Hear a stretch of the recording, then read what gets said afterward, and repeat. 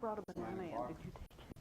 So welcome everyone. Motion to approve the agenda as presented. I will. Okay, thanks, Bruce. Any further discussion? All in favor? Vote carried. We have a couple additions from yesterday's meeting. Under development, we have a under B, bylaw enforcement officer, and under C, remote worker attraction. So does anybody else have any other additions to that? If not, could I get a motion to approve the additions? I'll make that. Thanks, Mike. All in favor? Mm-hmm. Okay. Previous council meeting minutes, July 18th. Any errors or omissions?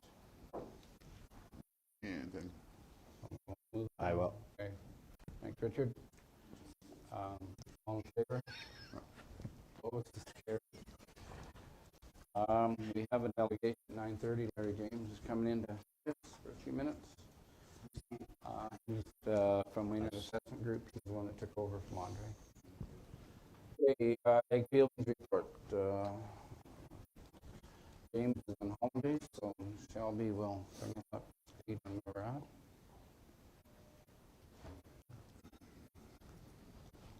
Okay, Shelby, I'll turn it over to you. Nothing too exciting development-wise aside from what's on the report here.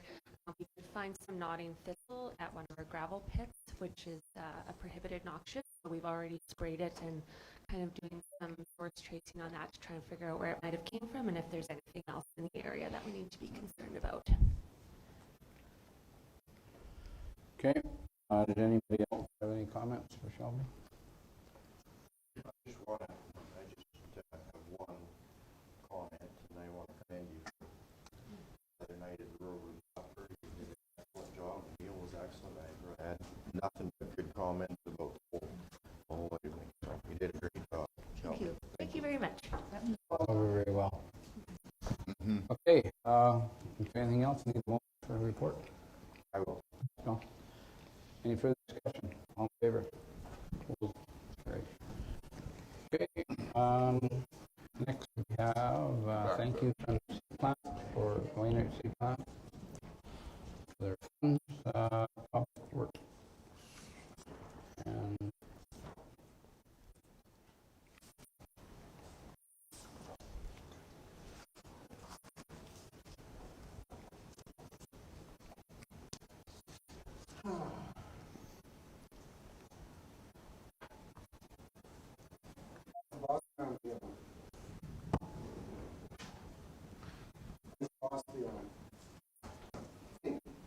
The boss. Your boss. Presumably better. I thought he had COVID or something. Yes, I heard you. Stay away. Stay away. Morning. I got the way to argue with. oh, somebody will show up. Okay, Director of Public Works report. In front of you, anything else to add? Just to consider, I would also like to try and arrange. Yeah. Okay. I'd also like to try and arrange a travel tour with council. I'd like to run around and look at all these pits and just kind of show you where we're out for stockpiling and what they look like. I realize that a lot of the councillors know the pits in their areas, but they haven't had an opportunity to look at them in other areas of the MD. So something we don't need to do here by the end of the month or anything, but we can definitely put that in our thought and think about it. Probably my suggestion would be probably 2 different dates. It's a pretty long day to get across to the MD to get into all of them. So Okay, probably after harvest then. yeah, potentially after harvest, yeah, for sure, because it'll look better. Or if we get some time during that time, maybe we can pull the trigger. Yeah, in the back of your mind, just think about that. Okay, how will we kind of, I think on okay. Yeah. Yeah, it was a little challenging at first, just trying to get things organized. The thing sanded off quite quickly, which was unfortunate, and in other areas it's just way too much overburden to make them, Yeah. well, make it work. It's just not cost effective. Okay. So we did look around in some areas that were already kind of set up, and they were not viable either. I did have an old borehole test on the south side of the lagoon in another area. So I did talk to the landowner, got permission. We went and did a little testing with the hole first before we got into everything. And it was proven to be good material, and we got the agreement signed up and moved forward from there. 2 days it took to do that. From Tuesday went in, they were shipping on Thursday, and we were home today by Saturday morning for sure. Are your samples back yet for land spreading? No, because we haven't signed up the ones yet. Yeah. And of course, that's subject to crop and all that, so we'd have to have an agreement with that before we could enter.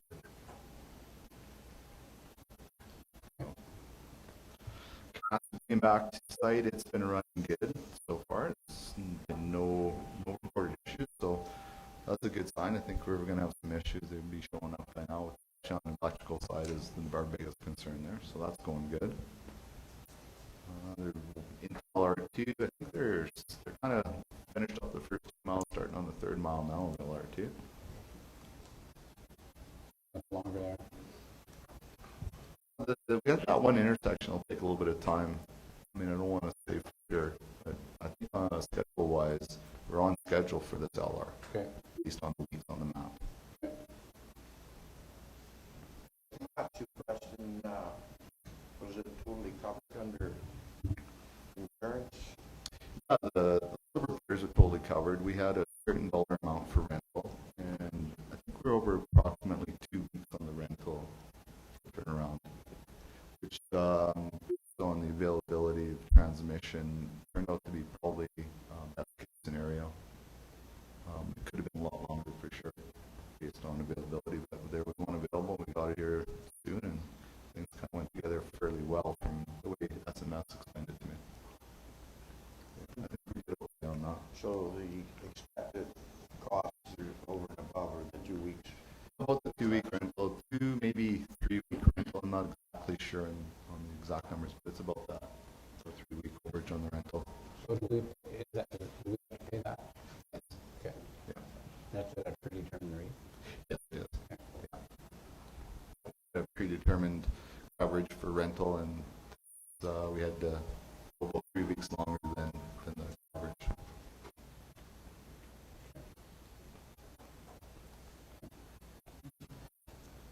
Anybody have anything else?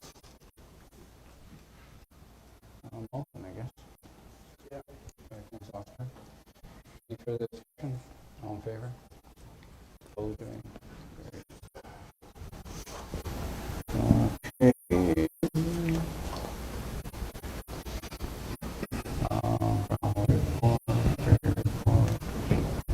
Director of Safety. Morning. Morning, Ray. Okay, got Ray's report in front of you. Any questions or comments? Anything else, Ray? No, just getting back into it. Enjoyed the holidays there, and now we're looking forward and moving on. Well, if there's nothing else, we need a motion. Thanks, Chuck. You got appraisals done on that one? I haven't seen any cost personally myself. No, What's that? he didn't get a price. I haven't seen any numbers myself, Oscar. Okay. Okay.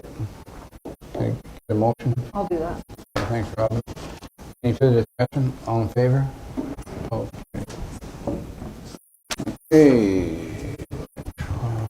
okay. Maybe get a truck this time, eh? Okay. We get your Okay, so yeah, we Funny. went back out to our fleet for trucks. Again, we did receive 3 proposals. You can mix and match these proposals as you see fit, individual trucks, or you can go with one package deal, or however you guys would like to work on The one unit is coming in earlier, would be about a November delivery, according to our fleet. The other 2 units would be coming after the new year, January, February. Well, I mean, it's like, and it's at the best price, so. Gonna do. What's the price optional on a diesel? Oh, Word optional? Yeah. we'll go gas. Yeah, I think, yeah, I'm not too sure. I think the option was gas. Yeah, the There option were- is gas if you didn't want to. Yeah, gas or an optional one diesel. Yeah. I think that's the way to put it. We- Yeah, I think, Technically, it's a little bit of a typo. We shouldn't have that in there. Sorry. but I think that's when we talked about it. So We put it out for an option as a diesel if we wanted one. timelines were Denwood Motors were after the new year, was after the new year, and Norris Ford is in a November delivery. So does it hurt to wait till after the new year for both units? No, it doesn't bother me either way. It'll just get you a year up, it'll get you a few months, and the best price, you're gonna get a year up on trade later on, or whatever, you're gonna gain that year, so. But whatever you guys wanna do. Is there a preference you guys have for diesel or gas? Is this going to be towing, or is it just strictly? Yeah, it's definitely towing. Okay. We'll be using it to haul around our mulcher unit with the sister unit with the mulcher head on it. Yeah. We're finding that the pastors are taking it a little bit hard on them. We've had some issues, so we've actually swapped trucks out to try and make them last a little longer. We want a little bit more there. I'll make a motion that we buy them from Denwood, Any further discussion? both of them. Like, Yeah. Any further discussion? All in favor? Opposed? Carried. Okay, access agreement. Can we just go back Okay, just yeah. for 1 second? Clarify 2 diesels, No, no, one. one gas. gas, one, 1 gas, 1 diesel? yeah, one's for the mulcher. Okay, access agreement. Okay, so just a little background on this besides what I've written on here. I was contacted by Pine Energy, the landowner, had requested there's a well that's being reclaimed in this area, so there's some reclamation across the 2 quarters plus through our right-of-way in that area. And one landowner had requested from Pine to remove the road, fence everything off, and actually remove the approach. The approach belongs to DP, not us, so it's not our jurisdiction. We did meet with the landowner and have a discussion with him because the access to this approach allows us access to our right-of-way, and it's important for us. We like to be able to access our right-of-way. We need to open this up for all the public, but just to have that access there is important, as well as for the adjacent landowner, because really that's the only access for the adjacent landowner at this time. So in discussion with the landowner, he's willing to cooperate with a working relationship to reserve that access for MD and the MD designate, which is us, and or the owner of the North 35. So it goes on to 94. Yep. Okay.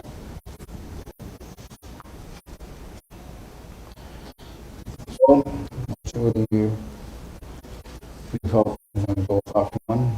Yeah, let's go with option 1, because I don't want to shovel that guy's snow in the winter. So you want to move it, Richard? Yeah. Okay, Richard moves option 1. Any further discussion? All in favor? Opposed? Carried. Okay, salt and sand. So here's our standard this time of year for mixed salt and sand. This year we're looking at 3,000 cubic meters of sand for a total price of $18,500, which is about $6.16 a cubic meter, slightly up from last year, I believe. State Energy and Centurion, which is formerly known as Site, is the only organization besides ENCOM in this area that I've worked with that will do this this job for us right now. Something we need to do. Okay, thanks, Oscar. Any further discussion? All in favor? Opposed? Carried. Okay, warranty on the reclaimer. It's RM500B. We discussed this at planning this spring. So into council was potentially options to extend the warranty and what we thought would be the plan going forward. With financing, we have decided that year 1 to year 2 would be fine on the financing side of things. Talking with our current supervisor on site, we do have a small irregularity inside the drum where there's some water. This wear hasn't changed from last year to this year. With that in mind, we believe that probably 1 year extension warranty with the replacement in 2025 would be the best option, just to monitor this irregularity and make sure it doesn't change. Why not the 2-year? We just feel that if this drum does seem to give us some more issues, it could cause us some issues by the second year. Issues this year, in another year. But if we went to 2 years and extra warranty, that drum would be covered by warranty or not? Not necessarily, no. Oh, okay. Okay, that makes sense. No. Or train, right? On the extended warranty. So the yeah, this wouldn't be covered on the extended warranty. I'll make a motion to go with option 1. Any further discussion? All in favor? Opposed? Any? Carried. Okay, Chauvin overhead doors, and it was a handout that came out this morning. I don't have that. Oh, So these might be insulated doors. 22,000 border glass, city glass doors was 22,000, and Provost was 19,280. I'll make a motion, we go with Provost. Any issues with getting it done? Like, Same are doors. those gonna make you wait or no? They can both do it right away? I don't. There has been always an issue in the last 2 years with overhead doors and availability. Definitely that it has improved. I don't know exactly how long it'll take to get these ones, but Like, answer that. Is that what you're asking? How long it'll take? You got to start it and then go from there. you're replacing with an identical taking out? Size, you mean? And inflation factor and everything? Well, these are old doors, so this will be new. These are the original doors. This one door has, I think, 2 panels on it that are brand new, but the rest of the panels are wooden core type doors. Oh, okay. Put the new ones in. This is part of the upgrading all our doors and getting the insulation factor a little better, the R factor. Yep. What did you ask, Oscar? That's it right here, Oscar. Oh, okay. Motion to, unless we have one. I had it. I made it. By Bruce, we put the door, 2,528. Any further discussion? All in favor? Opposed? Any? Carried. Okay, I think that kind of wraps it up, gentlemen. One more Yeah. question for Ray. Okay. I was just gonna, I just happened to be down at Riverdale the other night, and I see, you can see in the sun that the moles have pretty well taken over the ball field. Is there anything we can do to control those? We do have putting traps down. Of course, there's, as you can see, there's a bit of them out there. I don't think we have enough traps on hand to handle them all at the moment. I'm probably going to be looking at here off season, so as to not have too much of a show when we're trying to get those. No, I but, get that, yeah. it's much, there is a greater problem than there was last year with the moles themselves. Yeah, I think the gophers, I didn't see many of those, but maybe there is. So the gophers left and the moles The took moles over. moved. Yeah. That's kind of what I thought. I just couldn't believe the amount of hills and mounds out there. It is, and normally we tend to take the harrows over top of the field, so they're not as visible, but we're playing catch up with them and keep up with it. Yeah. Definitely be looking into asking the ag department what the practice would be for that. There is a bait you can buy that Edgerton seed cleaning plant, and it works really well. I've been using it at my place. You just put it on the hole, stay down there. You know, there's no carcasses laying around, and it kills them all. Oh, okay. I didn't know that. But it works really well. Well, I'll definitely look into that. Bruce. Yeah. While we're on the subject, I got a call about the porta potties in Fabian. Do we need a budget to maybe redo them and move them, or is there any way they can be less? So I believe that I presented that to you guys in the planning meeting. My ultimate goal is to slowly remove. Okay. I'm still waiting on my first shipment of porta potties that I ordered up this year. Okay. Those ones that I originally ordered are going to be for Riverdale and Farm Lake. Yeah. However, the following season when I do get my other one, so eventually I'd like to remove all these old wooden structures. Okay. So I'm finding with heat, I mean, you go there and there's sweat, they're cleaned like that. There's a little bit of graffiti here and there. We got to go back and forth with paint all the time. Hot days, you're gonna get the smell. Yeah. And I honestly believe it has something to do with the fact that those structures are old and just the wood is taking it all in, right? So, so I do have a plan to actually remove them, but like I said, I'm still waiting on my first shipment of porta potties to come in. Start doing some replacements throughout the parks. Okay. And then maybe we'll definitely get something done there. Perfect. We did purchase a solution this year, at the beginning of the year. We apply it every other week. It seems to help for the first week. Maybe we need to up that application to every week. We'll try that out and see where it goes for the remaining of the year. Cool. Thank you. Okay, accounts.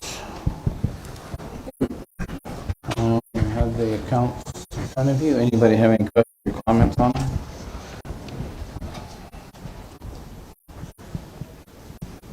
Not going to get a motion to approve. So moved. Thanks, Nick. Any further discussion? All in favor? Okay. The financial statements is there for your perusal. Any questions on that? Not. Get a motion to approve it as presented by administration. Yeah. Thanks, Oscar. Any further discussion? All in favor?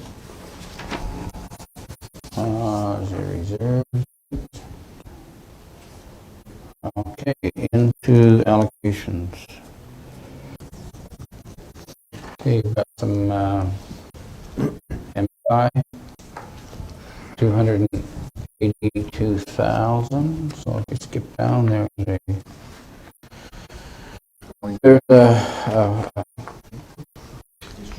distribution that we've done in the past. So if you want to continue with that, we'll just need a motion to approve it. What was the MSI last year? 141 for that. 60 right there to the I'll make that motion. Okay. Oscar moves for the allocation as presented. Remain the same then? Oh, if you go to page, Okay, I'm not on the page. Great. if you go to, it's laid out 30. It's 35,290 to each organization. Yeah, got it. So, and they're allowed to use those limit them from.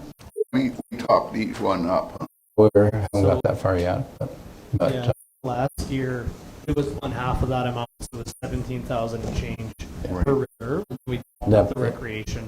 yeah. Right, okay. So we probably won't have to top it up. Now, Clear, with over double. the MSI doubling, that's more than with the top up previous. Any other questions on it before I call a question? Okay, all in favor? Okay, it's carried. The transportation grant, some changes. Want to change the name to a general assistance grant, I guess, because some of the organizations no longer require transit or assistance, or some organizations had issues distributing the funds, I guess, as the previous transportation grant had been applied. The formula, and I think they paid so much per kilometer. I don't exactly know what the formula was. It's a pretty old grant. These organizations have been receiving this money for quite some time, so just wondering if we want to change the name and basically provide a general assistance for these organizations instead. I don't think there's a, they have a problem with it. No. Need a motion to approve it then. So moved. Thanks, Mike. Further discussion? All in favor? Opposed, and is carried. Okay, core infrastructure. Villages. Okay, in the past we've talked about 75,000 per village. I guess everybody's familiar with it. If you want to keep it, we need a motion to it. Make that motion. Okay. Thanks, Richard. Anybody have questions? Well, I was just wondering, if that's remained at $75,000, should that still be the number? Well, I haven't heard that they're looking for more. They're quite happy with that. But I mean, of course, everybody always likes more, but I don't know. It says to report their funding to the MD by December 31st. Have we ever had that report, or have I just missed it? How does that come? So I have the schedule of where it's been spent and what they're currently at. Okay. So each village has a deferred amount on their financial statements right now, so they haven't spent all of the money. Okay. Alvin has 13,000 and change. They had it allocated towards the oiling project last year, and it came in a little under budget, so they have a little bit left over. Edgerton has applied theirs against some paving. They have a year and a bit's worth. They have 107,000 sitting deferred. Okay. And Irma has 3 years worth of 125,000 sitting in their deferred. They're planning on using that towards the Main Street paving project. That's a big project that they have going on. Okay. I think it's set up with that information. 75 is probably adequate for now. I mean, they get their Irma will be depleted once they get that job done, I'm sure. Yeah, I'm sure it will. I was just wondering, yeah, 'cause I think that paving job was about $3 million, $1 million, I think. but then they did $1 million over $1 million just to redo the sewer line in the street. Oh. So I was wondering if, Yeah. if they're, it's fine with me. I just wondered if it was enough. Okay, well, we do have a motion at 75, so further discussion on the motion. All in favor? Opposed? Carried. Okay, is our guest here this morning? Yes. Okay, bring him in.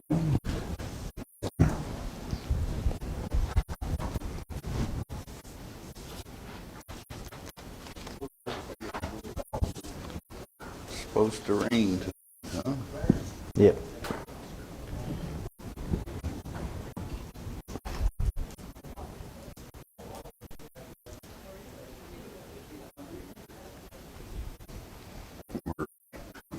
Mind you,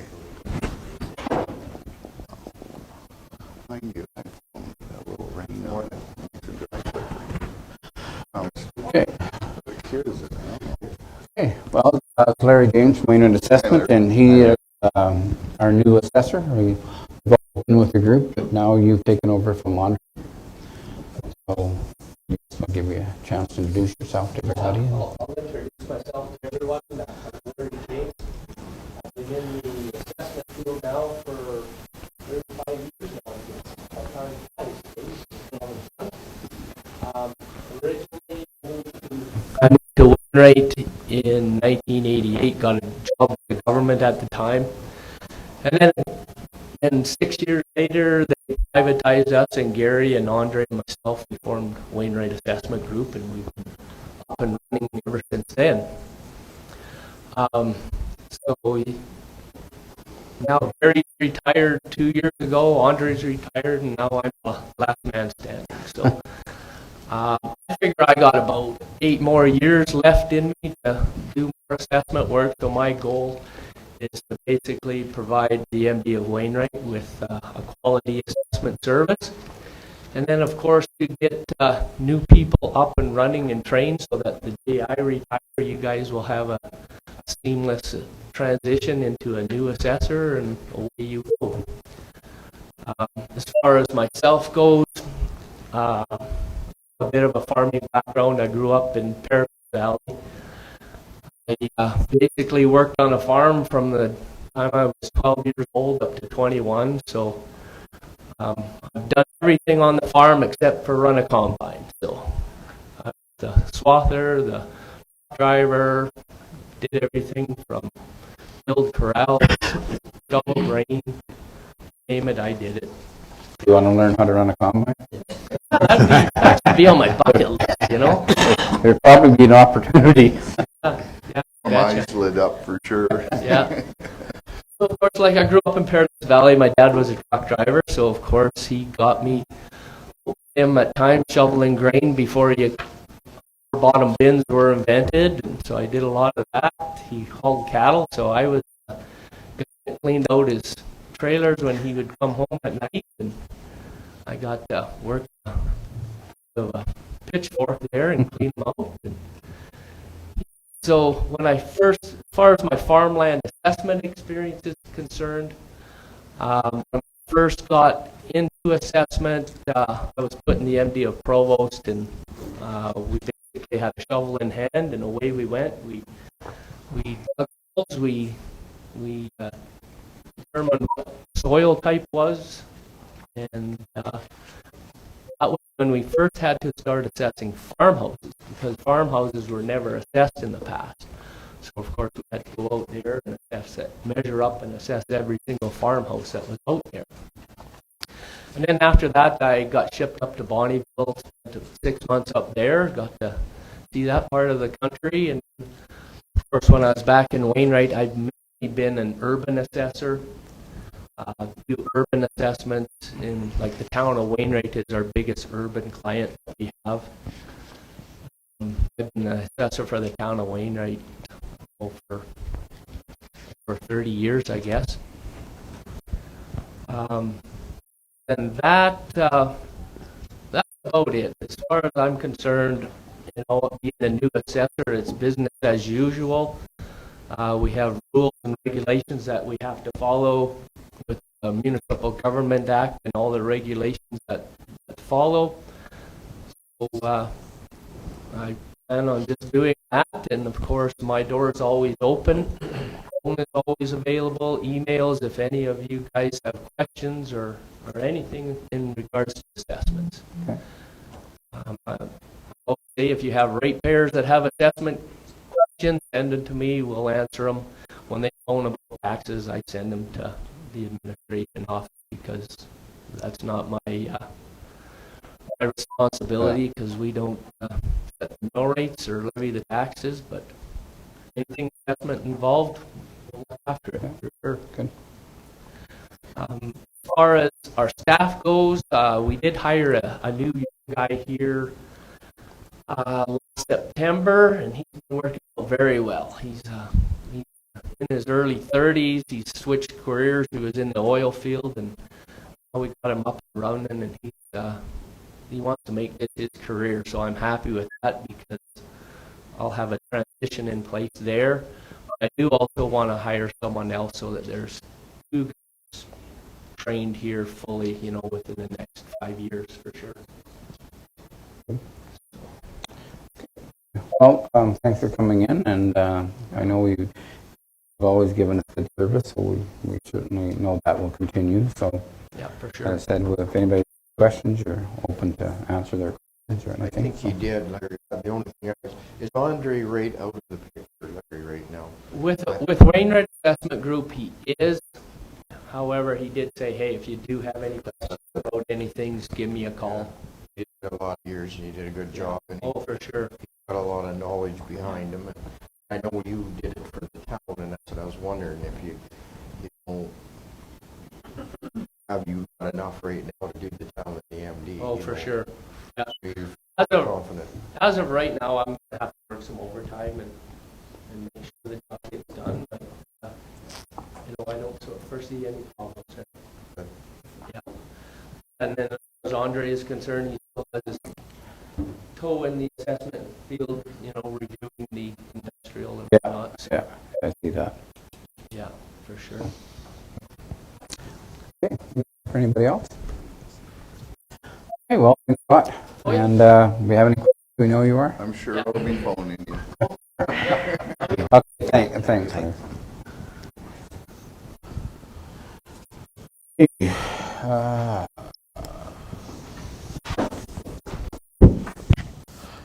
Monthly status report.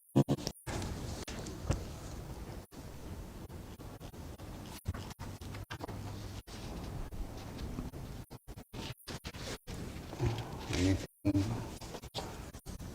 Did anybody? Just, Bill, you have some questions on your crossing. Yeah. I've reached out to my contacts that I have, and his email is full and his phone messages are full. We're going to reach out to somebody underneath him and just see if we can get any. I think maybe Kelly's might have some more information as well. We're going down the list, and get a good positive response from the communication people that I've dealt with in the past. She's on holidays right now, and she's back on the 18th. So I was positive to get something. I don't know, like usually this guy, he's a vice president of communications, and he's pretty good, but and I've reached out a couple of times. I've phoned him, left voice messages, emailed him a couple of times, and he just keeps coming back. So whether he's on holidays for the summer or not, I don't know. But I will. There is one other person that I know, and I'm going to reach out to him and see if we can get something lined up. Stay on top of it. Yeah, it No, just I know seems it's not like what you want to hear, but they're putting us on the back burner for, well, I mean, we we'll don't take keep. a lot of priority.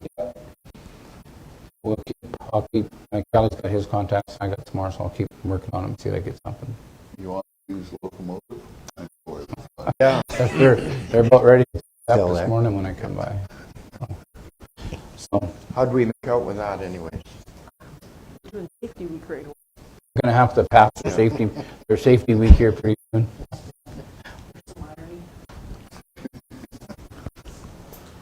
Okay. Anything else on the status report? Okay. Next is additional crop rates. This is new. So. Did we not always pay silage at the same price as green feed in corn when we were doing? I don't remember it. Yeah, I don't know. No, I can't remember. I thought if it was silage, we just paid it at the same rate as Is green there a feed. reason we're adding it? Or we? Well, I see it's on the agenda. I don't know. Somebody's obviously brought it up. So Mike Crinble brought up that among some of his construction projects, we're going to need a silage rate and a corn rate. The challenge we may have with the corn is it's being grazed, so it's not going to be baled. If it's grazed, we're trying to figure out how we're going to weigh it or measure it or whatnot. So, I mean, if that's what we've done in the past, is green feed and pay rate, if that's what we think is acceptable. You can Estimate the weight. do, as far as the cereal silage is concerned, you can go up to that these are. but if we use pasture rate on grazing corn, that's probably not enough, eh? No, I don't think it will be. Corn is very expensive to All grow. other areas have an idea. There was something that we can look at the AFSC rate for the central region. Maybe that's a place to start. Do you think? I think I mean, they have this is kind of rates Greek for to me, everything. so I'm not sure. It's as good a place as any. But as far as the cereals, I mean, if it's oats and he's going to cut it for silage, you're still, Still green feed. yeah, whatever. We don't pay for the straw every time. Like, we don't have a straw bale price. Well, no, but we got a green feed price. Yeah. It's $125 a bale, or $100 a bale. So for the barley and oat mix silage, we'll be using the special rates from the previous motion. We're good with that. Well, that's, I mean, I don't see anything wrong with it. Yeah, we can make that work. Yeah, maybe we just need to do a little more research into the corn, I guess. Yeah, that would probably be, So, because your silage rate's way higher with corn, isn't it? Per acre. Usually. Oh, so do you want to go with option 2 then? Yeah. That will suffice. Yeah, so we'll go with option 2 just for On, corn, for corn. and then the Or other we'll just just use leave the it as bushel it rate. was. Oh, okay, so get a motion for that, please. I'll do that. Okay, thanks. Any further discussion? All in favor? Okay, now we need to have a motion regarding 2033 Rail Safety Week. They're having a bit of trouble. three in the Three in last little a while. week, yeah. So anyways, Pastor, if you want, we can pass a motion and I'll sign. make a motion that we, with the rail week, Okay. What does that entail? Just signing a proclamation. It's on page 50 of your package. Their request came at the bottom. Yeah, just you sign it and post it. Well, for- is there any rush? or what do you want them to get the wreck off the track for? It's held across Canada that way. As soon as they get back on their crossing, then we'll sign it. That's what I'm saying. Why are we rushing there if they won't rush? Yeah. You have to defeat the motion then, or withdraw it. I don't know what's going to make a difference, but it's up to you guys. Do whatever you want.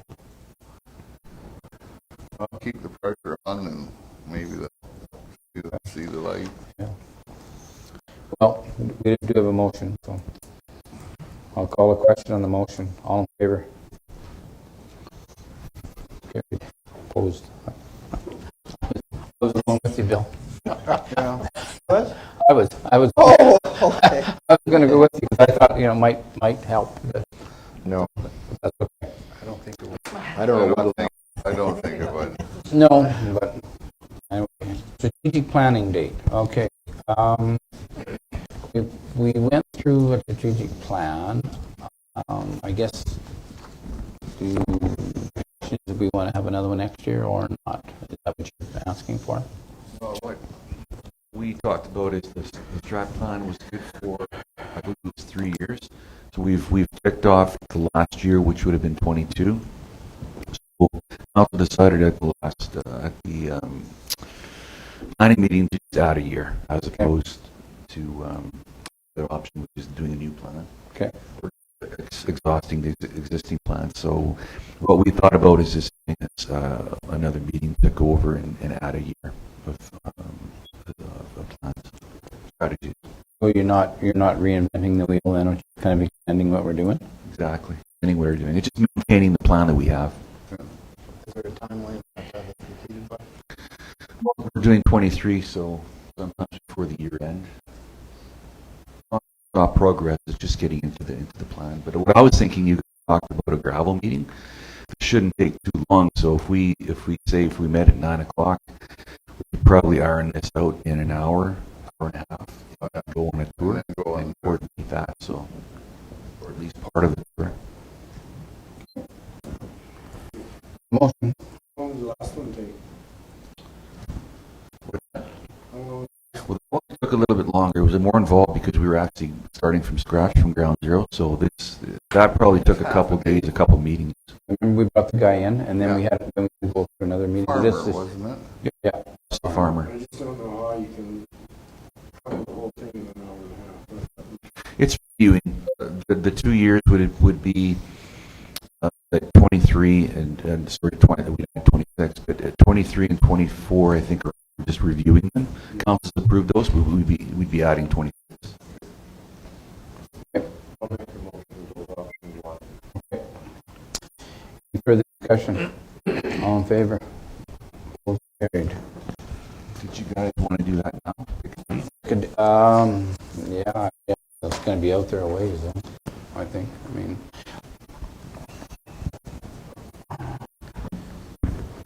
I would think we'd want to be into mid-October. Can we do that on MPC? On an MPC meeting, Yeah. Oh, yeah. but still So can we move it to the October MPC? For sure. Which is when? The 9th? It'll be 1, 2, 3, probably the 10th. Well, it's better than September, that's what I'm thinking. Yeah, no, I like, So can we move it? 10th of October? Yeah, second Monday, but then there's 3. Unless you wanted to go the 16th. Well, I don't know what for MPC. Is MPC going to be? Do you think it'll be the 16th or the 10th? I would guess the 10th. The 16th would once again be the day before council. Yeah, there's Which quite a bit is of what work. we're doing now. So why don't we move to the 10th of October and we add MPC that date? That's a good idea. Do you want to include it in the motion then? Or yeah, we don't you need bet, make it the 10th. And we know it's in the books? Okay. Can include the 10th on that motion. Alrighty.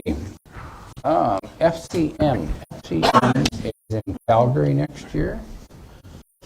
And what we've done in the past is we've attended them if it's in the Prairie Province. So I guess if you're interested in going again, we need a motion to registering for the 2024 in Calgary, and the dates are the 6th of June to the 9th.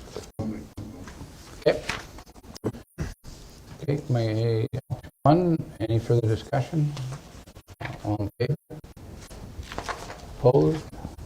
Carried. Okay, our May conference, need a motion for attend as we do in the past. June When To 9. 6 to 9. it's the 6th, no, our May is the 7th Of June? of November. Oh, I'm sorry. November. That's the fall meeting. Yeah. Make that motion. Thanks, Richard. Thanks, Oscar. Any further discussion? All in favor? Carried. Okay,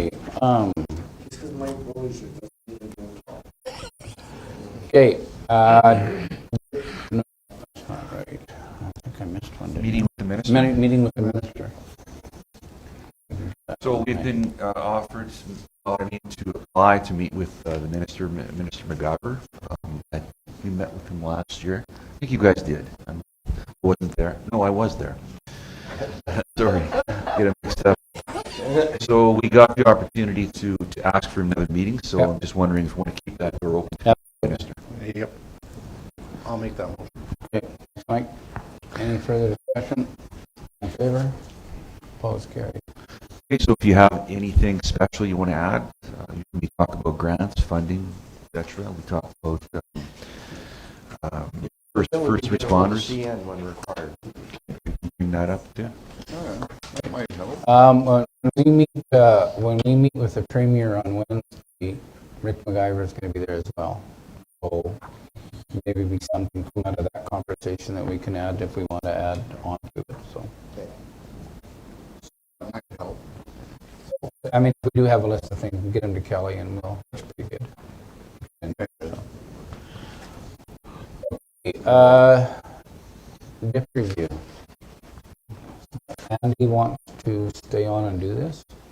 Is this what I gather? Yes, he's as we heard from moved on to a different chapter, but he's still willing to get into, no pun intended, the debt review assessment contract.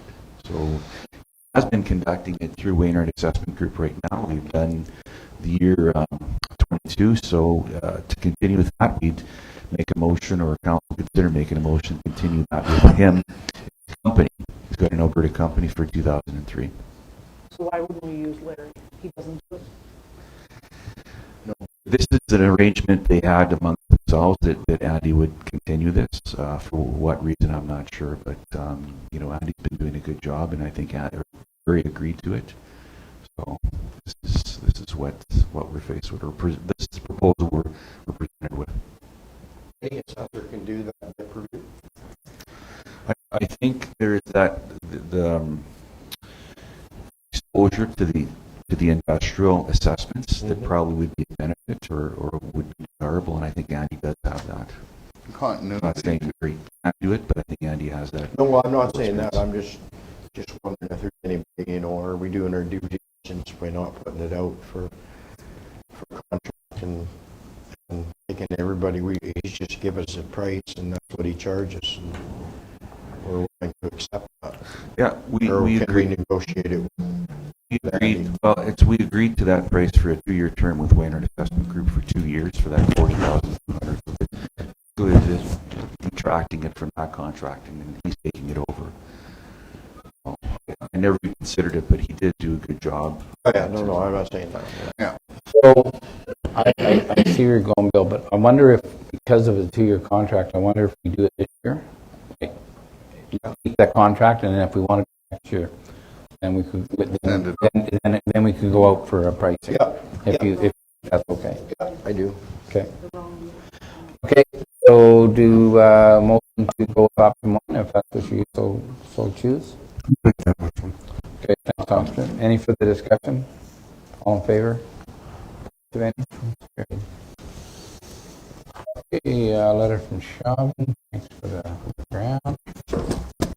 RMA contacts. Now, do you guys want to stop for a coffee?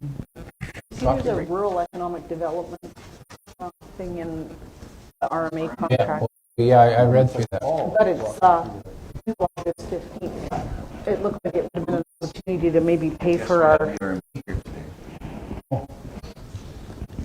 opportunity You know to what? pay for. I read that somewhere in the agenda, but not this one.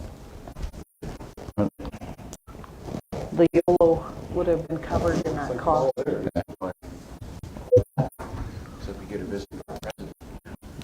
Yeah, I saw that on one agenda. When I looked at the next agenda, it wasn't on it. So there was the first time I saw it, they were coming, but so they're here now? Oh, we might as well. Well, they'll want to come in and sit up here usually, then we can have coffee with them afterwards. Are they outside? Like in the parking lot? Or? It's at the far end behind the truck there. Oh, yeah, there they are. RMA. Gerald and pointing to their chair. Gerald and Doc, can I have your chair?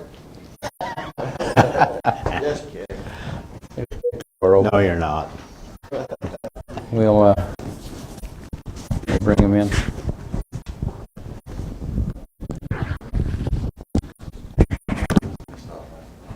Okay, at 10:30.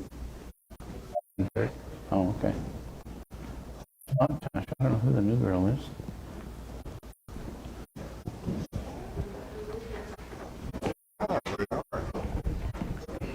Shut this off a little.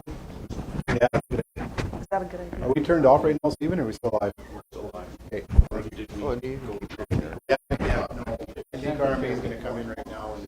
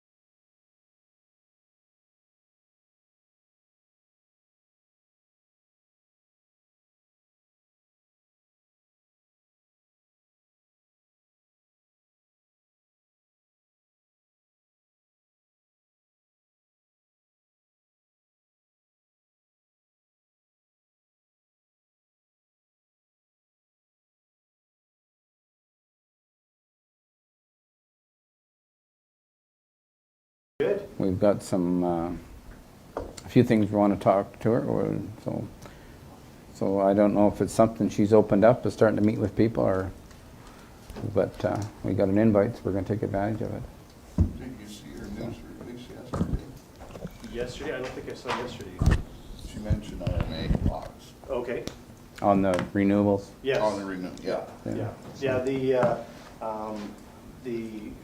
I will say I'm impressed with this government so far. The MLAs are calling municipal leaders. They're asking to connect. That energy is being expended. We just heard yesterday that McIver is going to meet with us a couple times a month, keeping the channels open, which is, I've never seen that. And so yeah, no, we're seeing some positive pieces from this this government wanting to connect. I tried not to be super political during the election, but I was referred to saying a few times MIA MLAs, and that was the case. There's a lot of MLAs that weren't doing their duty to connect with municipal officials, but I'm seeing a lot more of this government doing so. Good. Okay, well, I guess we'll just make it official. We have our folks here from RMA to one of their visits. We get to see them every couple of years or every 3 years, however the schedule works out. So it's good to see you folks, and yeah, so maybe I'll just turn it over to you guys. Everybody's been kind of introduced. Just bring us up to speed on where you're at, and then we'll fire some questions at you. Maybe. For sure, yeah. I mean, the biggest conversation is obviously getting to know the government. Elephant in the room is the moratorium on renewables.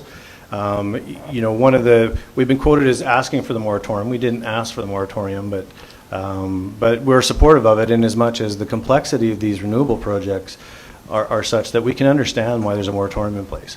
There's a few of those projects that are in the queue, potentially, and this is speculative, but potentially would be projects that may not be permitted if the rules change or core policy pieces change. We're at the table. We had an excellent meeting with Newdorf actually the same day as announcement. We met him just after he had met with the Canadian Renewables Association, who found out that morning of the announcement. We were actually part of the press release for that. I think it's positive. We are going to make the effort to be at the table. If I was speculative what the future would look like, I think there's going to be a consideration of municipal land use planning. There'll be consideration of land use planning, and a component of it is to make sure that the question related to the land's productivity becomes part of the discussion and alternative uses of that land, and prospectively also not delinking the renewable conversation from the transmission conversation, because those are delinked right now. The rules related to transmission are such that expropriation and all those other pieces of the puzzle are part of the transmission piece, understanding that renewables are on private land. That's important too as well. And definitely the Premier has been excellent at picking up on the reclamation conversation too as well, ensuring that those dollars are in place, and there's a mechanism in place to allow for future reclamation. I've been getting hate mail.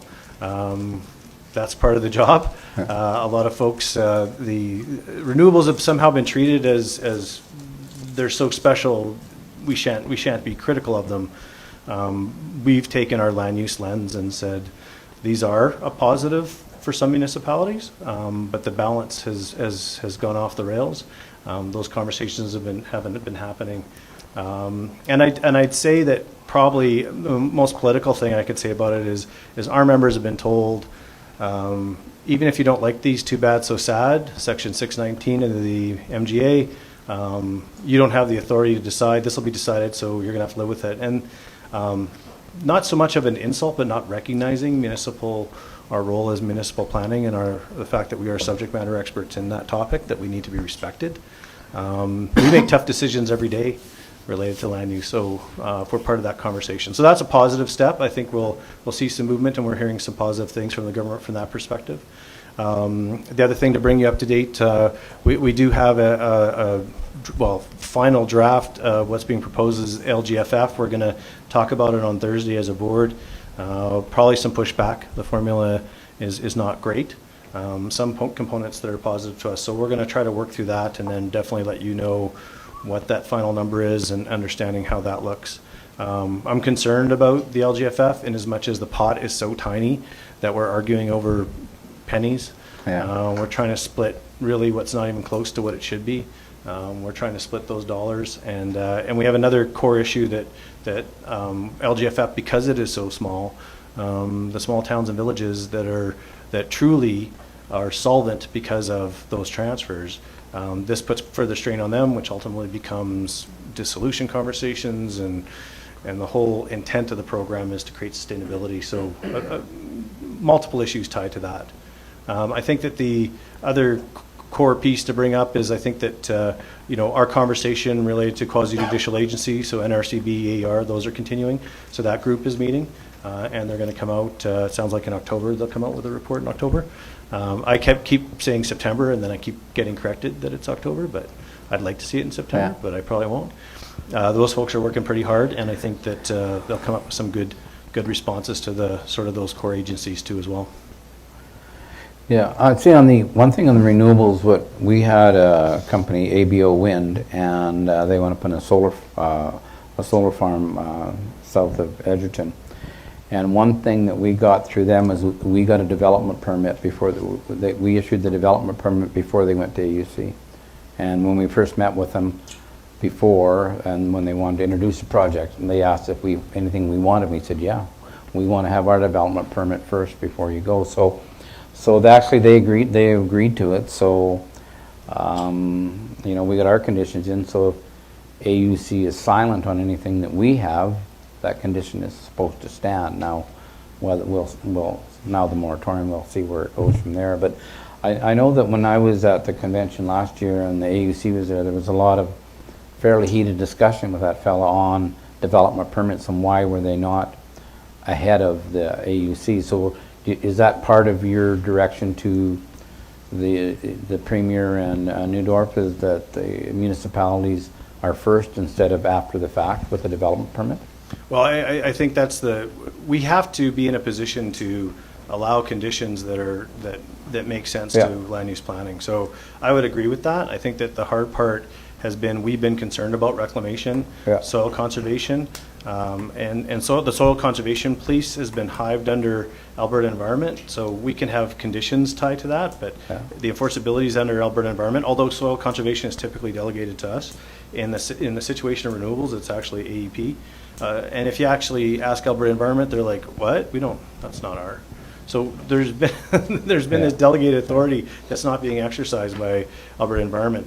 The reclamation conditions have tried to have been placed in under development permits, and they've been denied. So in fact, Tabor actually lost a AUC hearing on that topic. So we've been trying to hide those in.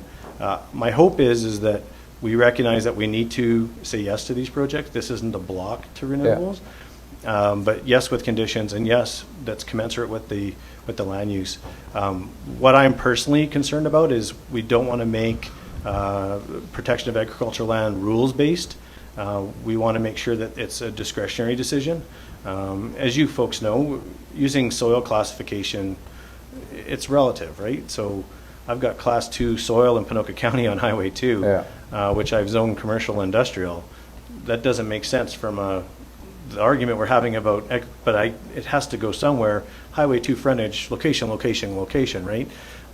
It's a tough discussion, but at the same time, in allowing the permission of those industrial commercial developments, I'm protecting thousands and thousands of acres of farmland proximal to that.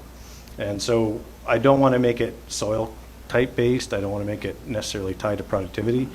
And I think that having the municipalities make that discretionary decision making, which we make on a daily basis as it relates to our municipalities, which will be driven by the permit, I think that's the path to take for sure. Yeah, it'd be more a sort of a zoning type, greater land use sort of discussion. I mean, Bob, one of the biggest things for me is 3-4 years ago, I think it was your first president, we did a member visit in the county of 40 Mile, and 2 or 3 of those councillors were having solar people trying to buy up their land. Yeah. So the most expensive farmland with pivots and irrigating about to disappear to go under solar panels. Yeah. That's criminal. Yeah. You know, the whole that sort of thing. So obviously obviously, and the municipality had no say whatsoever. They happen to be councillors and so saw it from the municipal lens that this makes no sense. Monetarily, they might maybe make more money not on that farm and just receive a check every day or whatever for what they do occurred sort of thing. So, yeah, so I think the land use, the zoning type sort of thing, what the sort of dictating that is probably the bigger discussion. This was not that big of a deal. I mean, with solar, you can basically still farm around. That has other issues, right? Reclamation, sight lines, you know, people not liking the sound of them. But solar takes land 100% out of production. And so when it comes to the ag land, it's the bigger issue, for sure. Paul and I had the opportunity to go down to Vulcan County and having a tour of the fine reeve of Vulcan County, Jason, and oh my gosh, like, what's that, 8 square miles of solar panels. And are they going to try and keep that into agriculture land though, by putting sheep on it, right? Because they raise the poles up so they can graze on it? It was a weed fest is what it was. Yeah. Oh my gosh, it was a mess.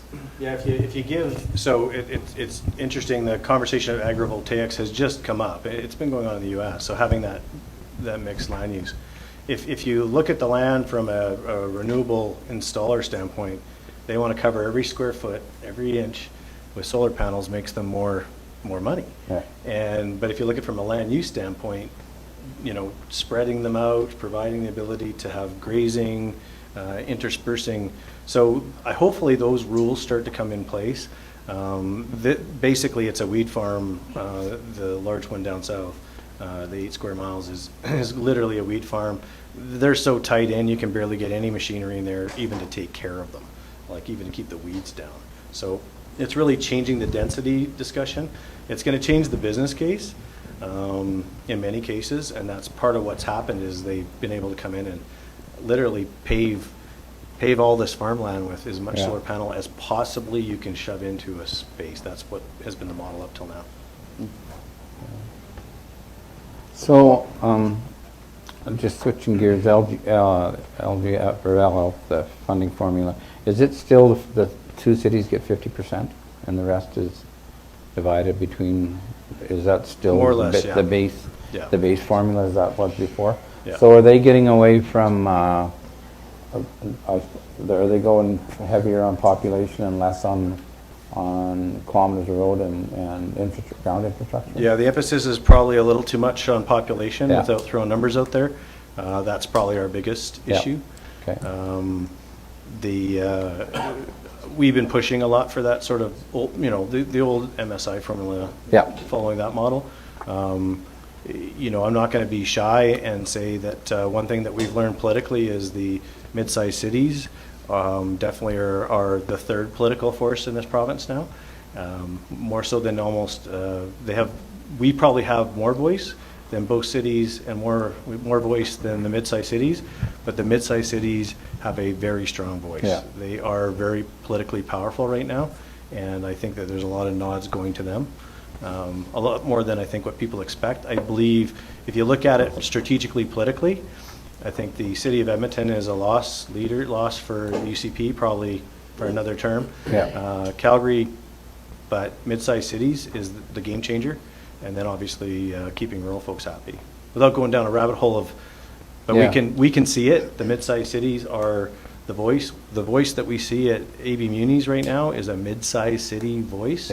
The strongest voice for small towns and villages and rural remote is rural municipalities of Alberta. Yeah, and that's a switch, because when we were there, it was the 2 big cities and then rural, and you know the mid-sized cities weren't a player. They kind of went along with what the rural was. So then now they found their own voice and they're exercising it. They are definitely exercising it. They formed a committee. They're meeting. We do hear a lot of conversations coming from this government that are reflecting mid-sized city type issues, and there's been a nod towards them. That being said, definitely we've got a very powerful voice with this government right now, and we need to work hard to make them successful so we're successful. So that's the strategy we're taking. Good. So, so what else is on your horizon? What else do we got that's a key thing? That's like a lot of... What's all our projects coming up this year?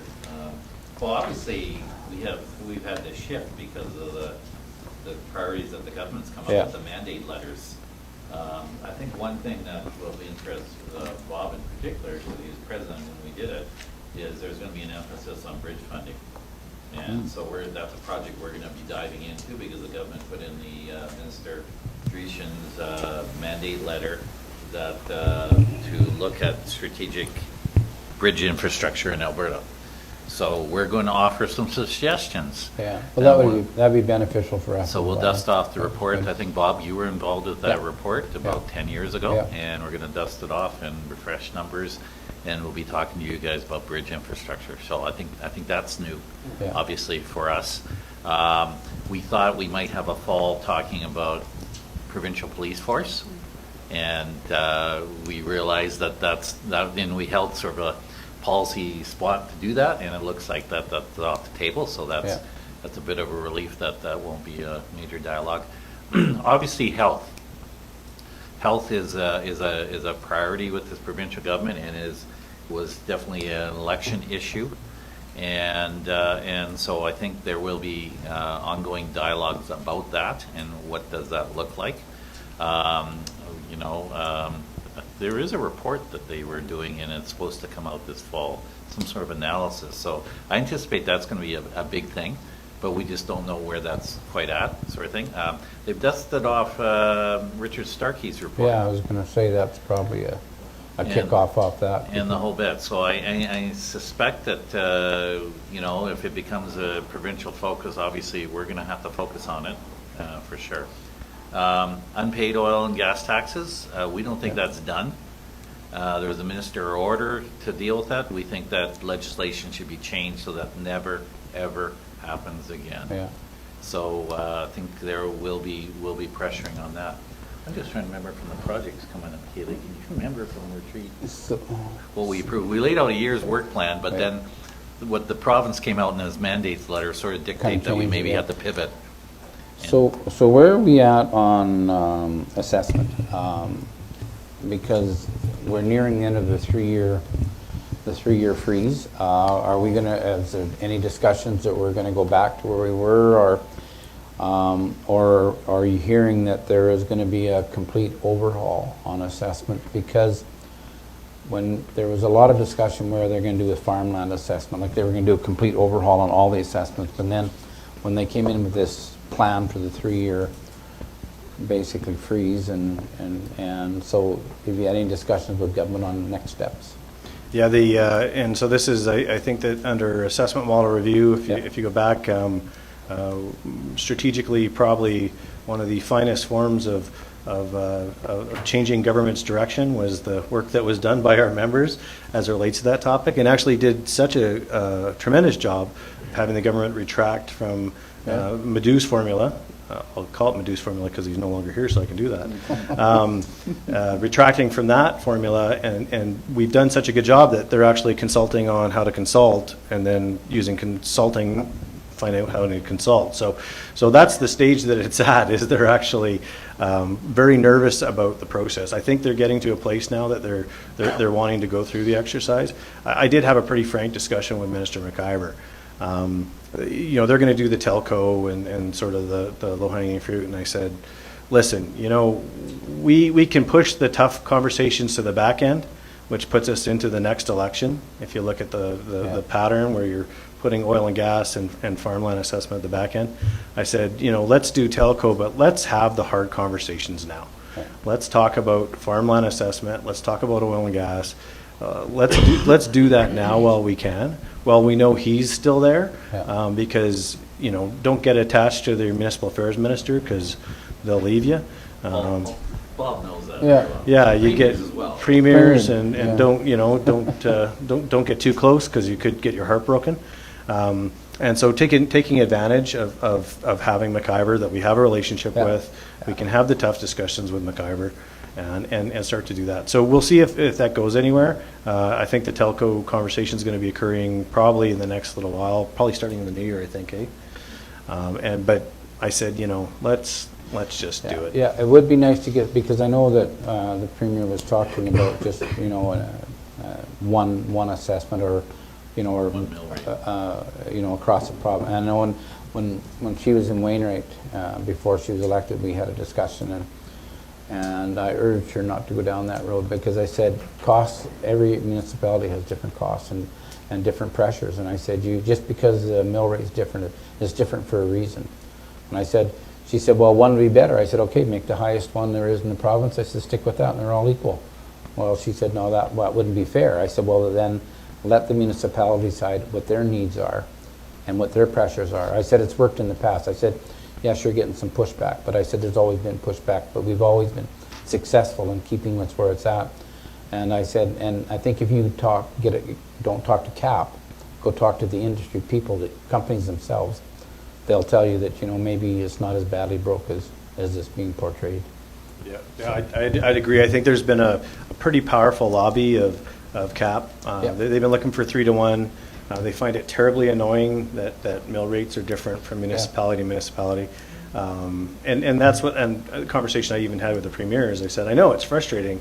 Houses in the inner city of Calgary are worth way more than in the suburbs. Yeah. It's so annoying that everyone's assessed differently in the cities. We should all assess everything the same. Yeah. She goes, well, it's a little different. I'm like, well, I think that you need to understand there's a bit of a blend there. One of the conversations that is part of the mandate letter too is actually looking at school tax and actually looking at actually having us, instead of us collecting school tax on behalf of the government, does come with some constitutional pieces, the applicability of that, but there's some ways to make that work. But we're going to do a bit of a deep dive on what that actually looks like. Quite a few of our members, that would be a favorable model. Literally, you're no longer collecting school tax, but at the same time, you wouldn't probably get LGFF anymore, but you'd be able to tax. You've got the full tax room. But there is some significant losers in that conversation, and there's some significant winners. I hate bringing up the MD of Greenview all the time, but the MD of Greenview, they literally would have the same amount of money as European nations. Kuwait. And with their population and their assessment base, it shifts a little bit. But so that is something that the premier has talked about, and it's something that might become part of the dialogue. So we are doing a bit of a deep dive and trying to model that out too and see what that looks like. So that was the one other policy thing I forgot, because it came up through the mandate letter, so that's real. So obviously, and for those that have been around for a while, the whole concept of the province getting out of the education tax space, the freedom for municipalities, was the lobby position of the Alberta urban municipalities for 15 years. And until STEMA came up with the very first MSI to sort of aim to replace it. And there was some constitutional stuff about the ability to collect school taxes and everything in the whole bit.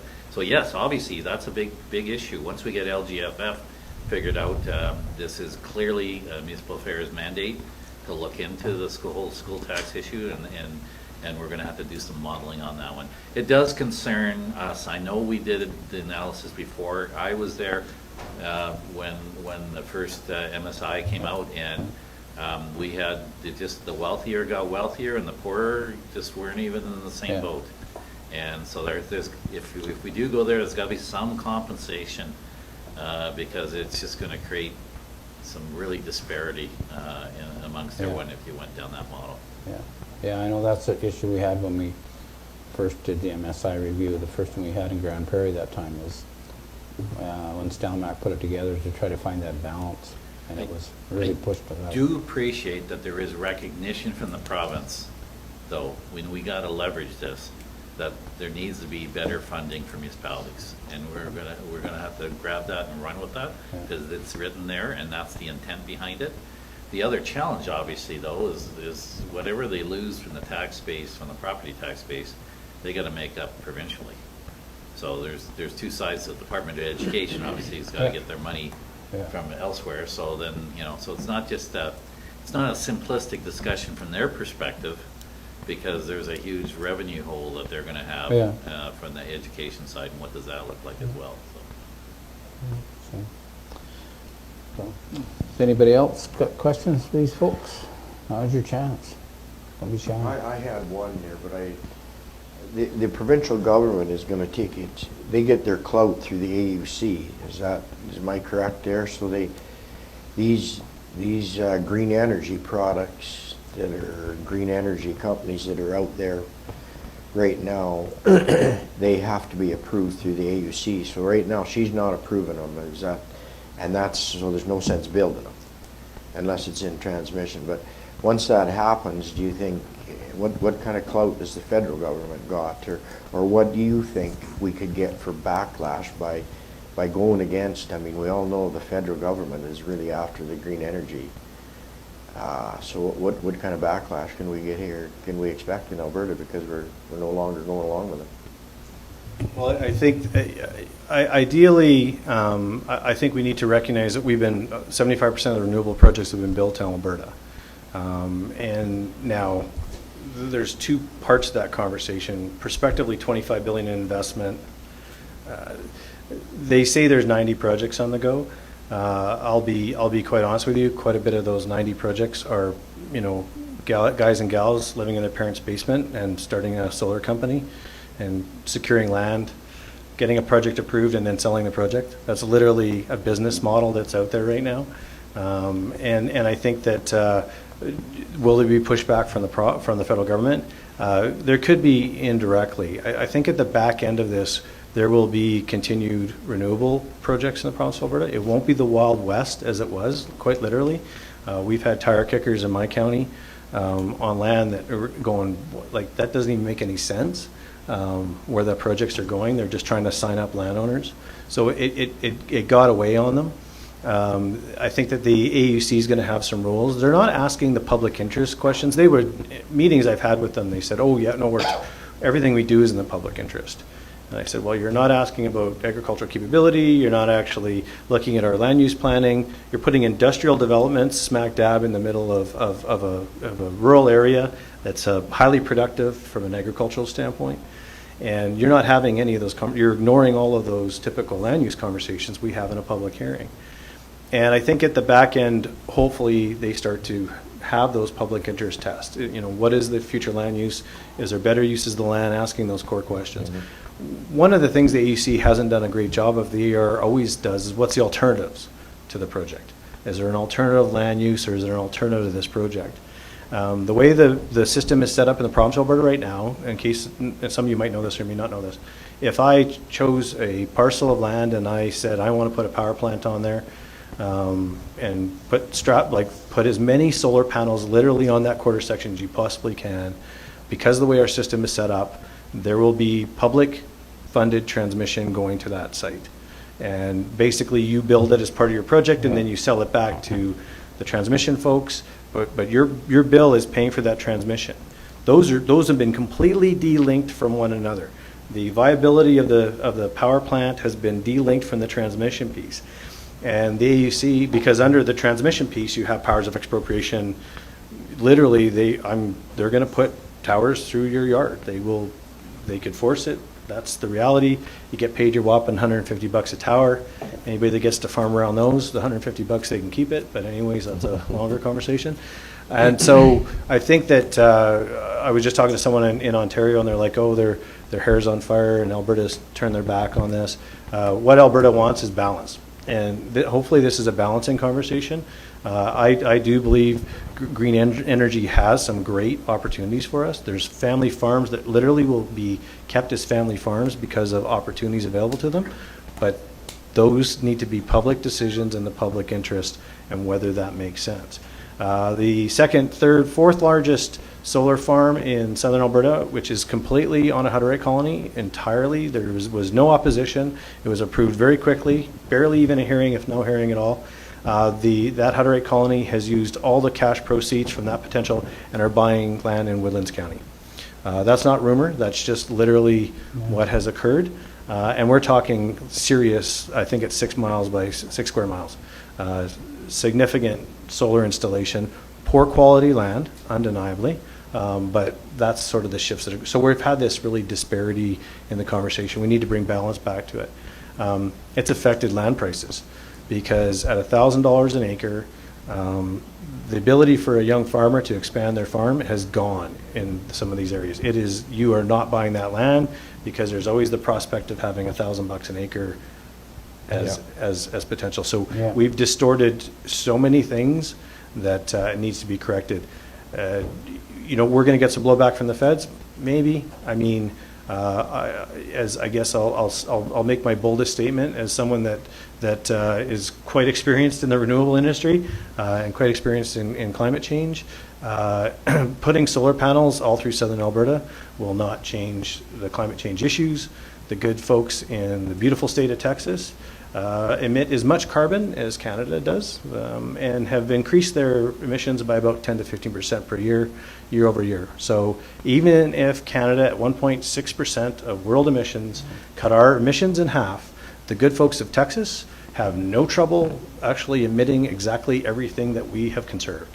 And my personal belief on conversations related to climate change is build resilient communities, make sure that we plan for worst case scenarios, make sure we build bigger bridges, make sure we build resilient communities, and invest in infrastructure that can address a hotter, drier future.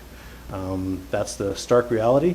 And slapping solar panels on good quality agricultural land does the exact opposite, because we need more arable land, not less arable land, to feed ourselves in a hotter, drier future. As political as I can get on the conversation. Well, I noticed that there doesn't seem to be any solar panels and windmills on Crown land. That's part of the mandate of the review. So that's been added. And it's funny because the previous environment minister made a comment to you.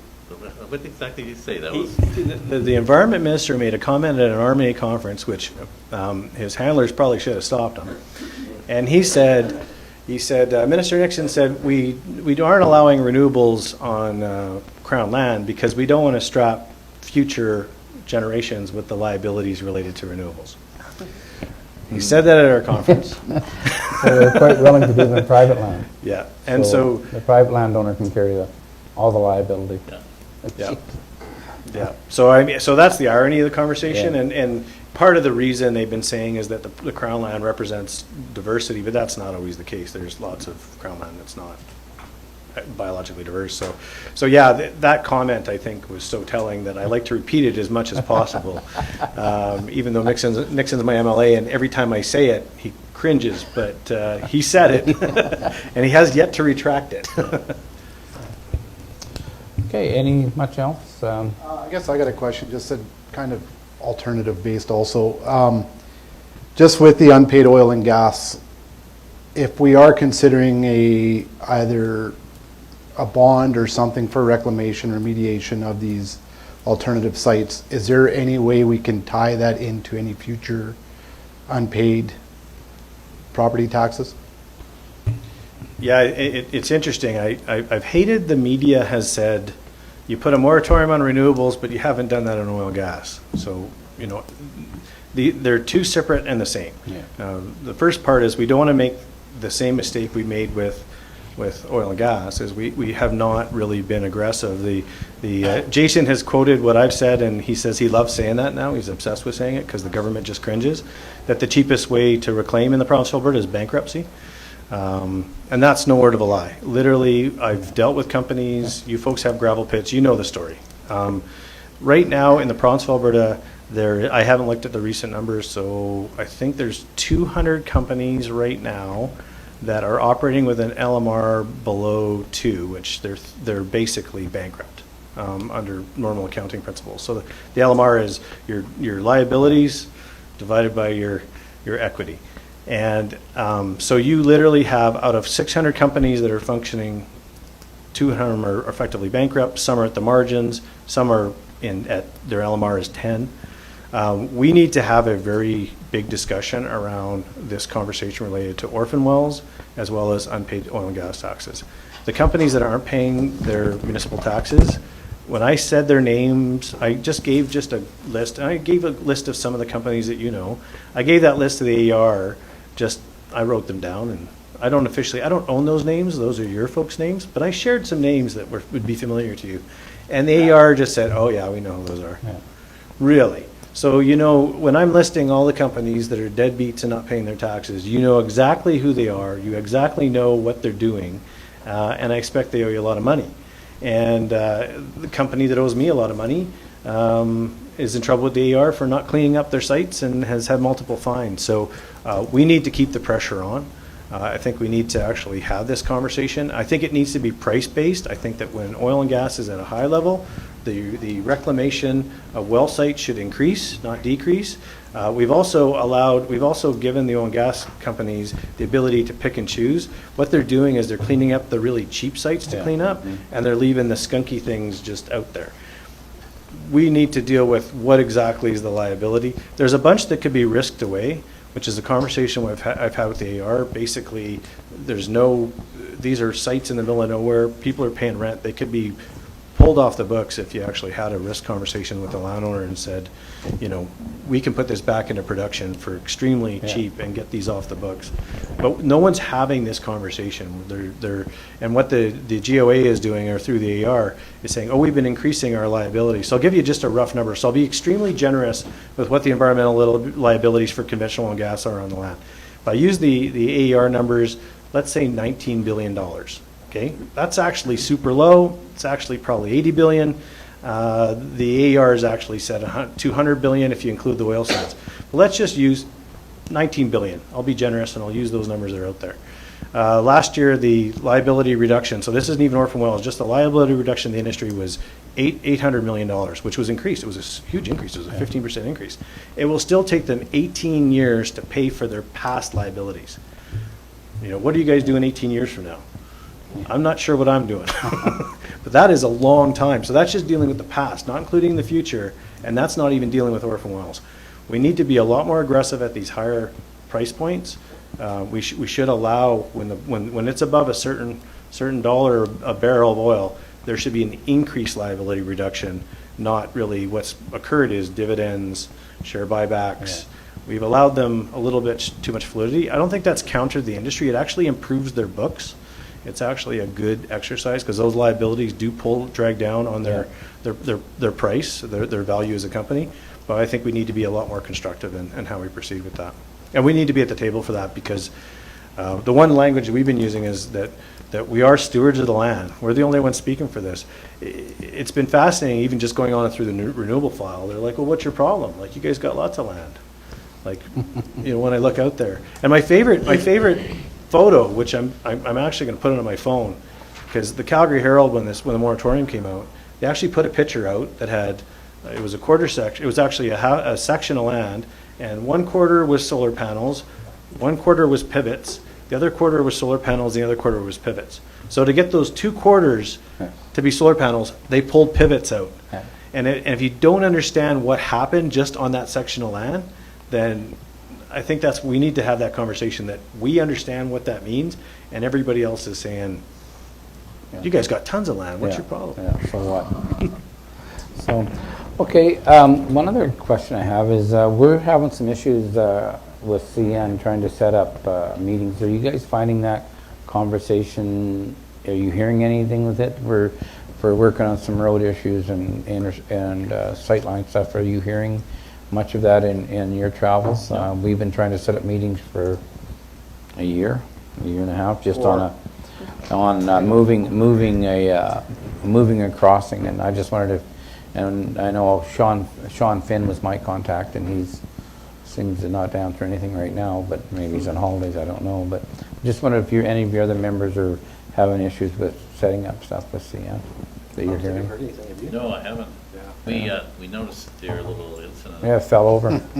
Is that what it was? Well, a switch didn't switch, and one engine went one way or something. I'm not sure the detail, but there was two of them off the tracks, and 2 engines and 4 or 5 cars. Okay. And that was the same. I did notice that unusual for a drive here. I was telling normally you'd see 2-3 trains. Well, any trains. There's nothing. Yeah, well, they're fixing this. And the next afternoon, a truck went through the intersection at Viking and it got hit by a train. And then 2 days later, wasn't it White Court or somebody got hit by a train. So they had a bad week for rail safety. If you're trying to call them this week, I don't think CN. I think they're busy. I'm thinking the same thing. But no, I just wondered if that. I mean, it's been a bit of an issue with us. I just wondered if you guys are hearing anything about it. So no. I know our relationship with them. This speaking from Panoka County it's probably the only group that sends an invoice to us and says, here's what it is. We fixed some of your crossings. You're welcome. No conversation around, did you bid it out? What was the budget? It's like, here's the invoice, fill it out. Every time I had some conversations with them, they say, you do know there's, we've been around before Canada, and we have a thing called the Railway Act, and you do know we have our own police. Yeah, we get the same thing. You know, we're here first. Well, not really, but Yeah. but yeah. So I don't know. Is there anything else you guys want to bring up? Well, we want to learn what your issues are. Well, actually, right now things are going pretty smooth. I think we got our own construction group, so we've had as it being drought or dry. It's a good year for that. Probably just probably some bridge issues. We're going to have some bridges that are coming up, so that's it's interesting that you know, the bridge resource road's coming back. We have made an agreement with the government on a couple of secondaries. We took back the secondary, what, 4 years three, ago. 4 years ago, and they gave us $4 million. And then when we took it back, and then we rebuilt it and surfaced, and we just we've got another agreement for another secondary for about the same amount of money that they're paying to do maintenance for a few years on it. Then we're going to take it back and rebuild it and surface it. So we've been pretty fortunate because these gravel roads here, the closest grader is like 40 or 50 miles away, so they road it. Right. So when they leave either Derwent or Viking, and they drive here. So they don't get many hours of grading on 20 miles of road. So they were all gravel when you took Yeah, they were gravel, yeah. So just out of curiosity, obviously they were numbered under the provincial number Yeah. system. Did you rename them as No. something different? No, we come into our grid there. I mean, locally they're called still 614 and Yeah, 897, but they degazetted them. Okay. And it was a bit of a concern because they didn't want to fix it, but they didn't want to lose it off their book because it's an asset to them on their book, right? And it's a really good asset because didn't have to put any money into the asset.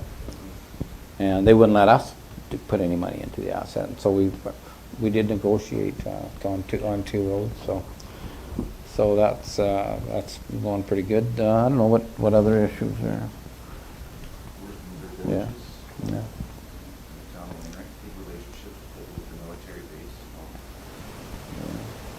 So, no, most things, I guess probably, you know, unpaid taxes, making agreements with oil companies and reneging on the agreement, and then making a new agreement, reneging on the agreement. I mean, that's probably common, what you're hearing. But I mean, I think we're slowly getting, you know, some progress on those, but,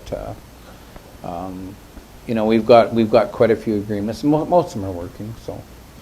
And then we've had to write some off the same as everybody else. But I mean, if the company's broken, they're gone. They're broken, they're gone. There's not much to do about that. But we've been getting the education portion of it,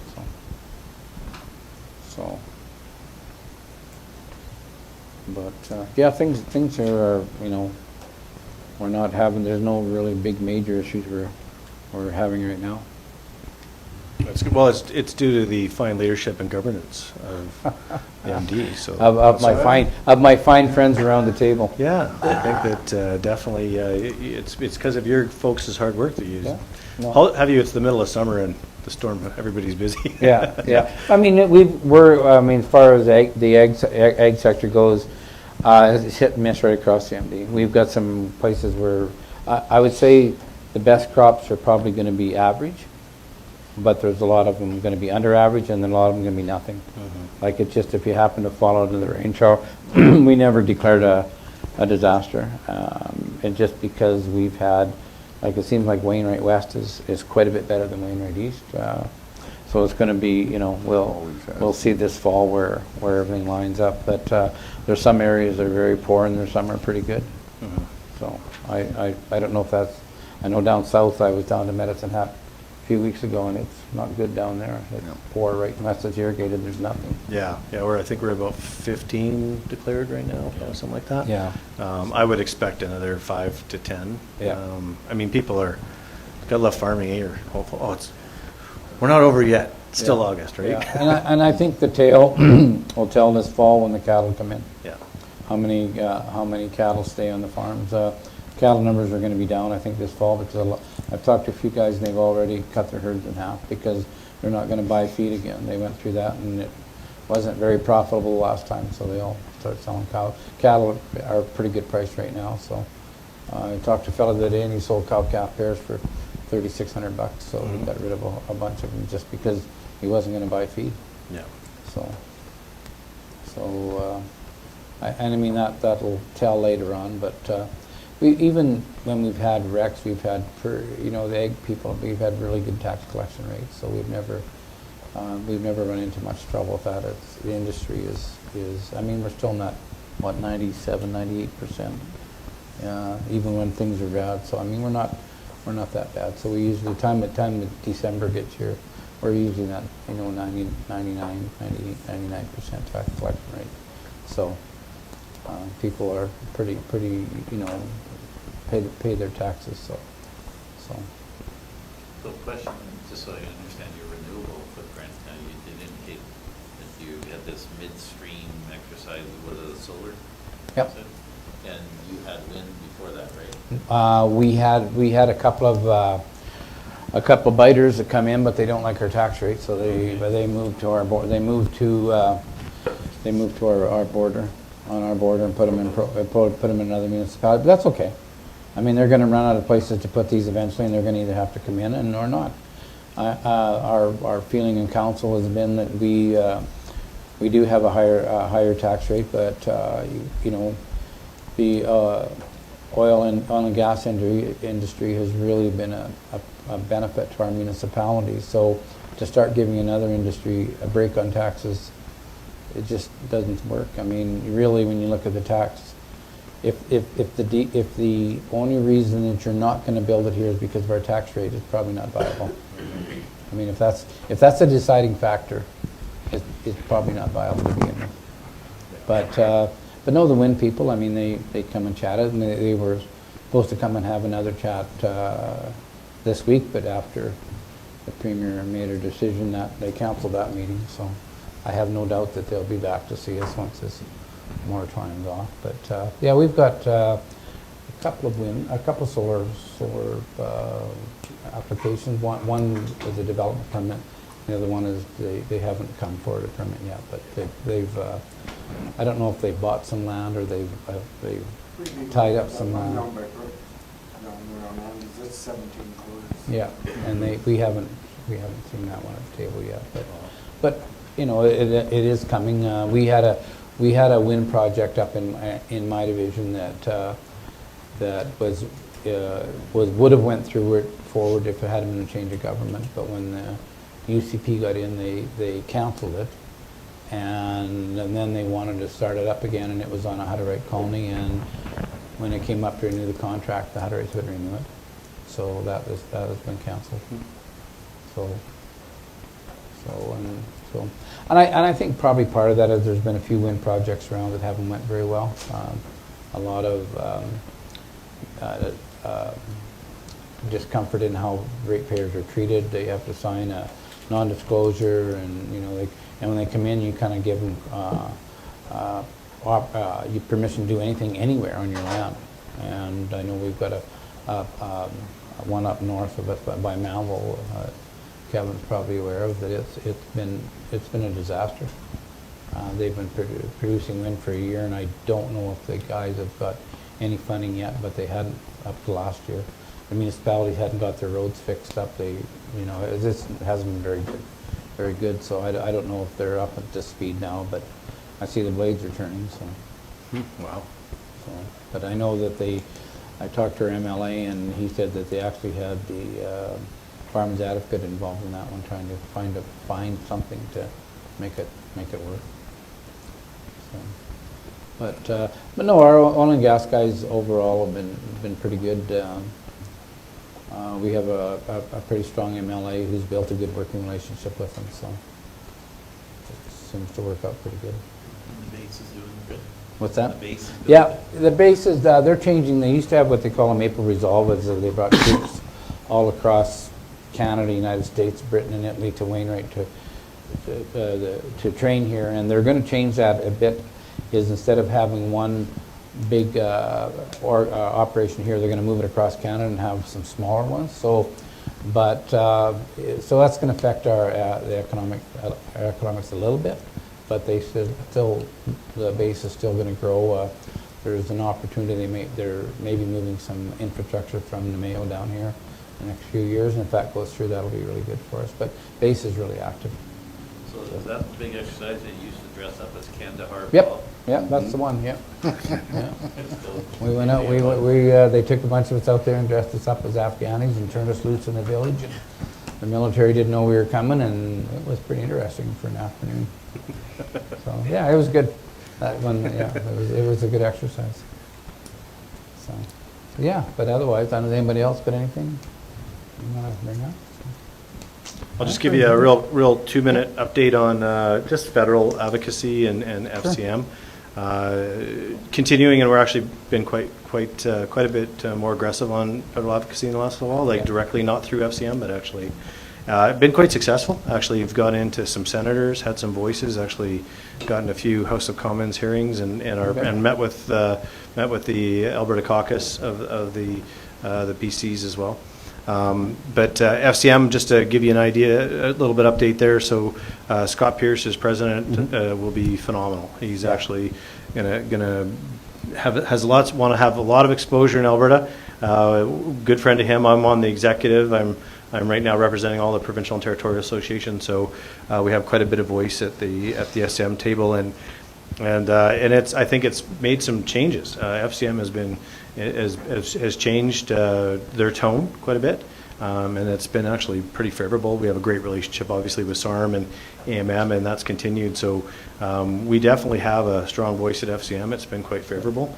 Hopefully changing some of the conferences a little bit, but we do have the big show in Calgary coming, so I think that'll be exciting. We just passed a motion that we're all going next year. Yeah, I think it'll be worthwhile. We're going to try to have a rural Alberta room. I will specifically say rural Alberta room, and kind of showcase what we're doing as rural Albertans too. And I think it's a good opportunity to and we do have a lot of friends out there. That's the one thing we've learned is a lot of folks are supportive of Alberta, and the shift with FCM, I think, has ever since some of the great work that Al has done and continuing on through conversation around Western alienation that still exists. We've had some good voices there too, and the typical fight in Al's day was between Montreal and Alberta, Montreal Metro and Alberta. Luckily enough, Al had that fight, and I continued that fight, and the problem children at Metro Montreal gave up and no longer are on FCM. So we've been successful. Yeah. It took 2 presidents to get rid of them, but when I was being taught how climate change worked by Metro Montreal folks, I corrected that pretty quickly. So that's good. Well, I think another thing, the benefit of FCM is having president from Alberta, from Vegreville, and then having Scott, because I got to know Scott quite well, and he is going to be a really good advocate for rural anything. Like, he's a square shooter. He knows his stuff, and it's nice to have somebody from down there with that rural lens that's going to bring it to the FCM table. That'll be awesome. Yeah, it's been pretty good so far, and I think that he's going to hit the ground running, and he's made a commitment to tour Alberta and bring West back into the fold. And the nice thing is as you get to know Scott, he's a rural Quebecer. Well, geez, being a rural Quebecer is not too much different than being a rural Albertan. You find that out when you get down there, don't you? That's right. There really isn't much difference between the two rurals. Yeah. He hates being told what to do by downtown Montreal and having Quebec City tell him how things should go, and he's in rural Quebec. See, sound familiar, right? Yeah. So, well, that's good. So we're going to stop for coffee if you guys want to join us. Sure. Carry on the conversation. Excellent. Thank you. Okay, thanks a lot for coming, guys.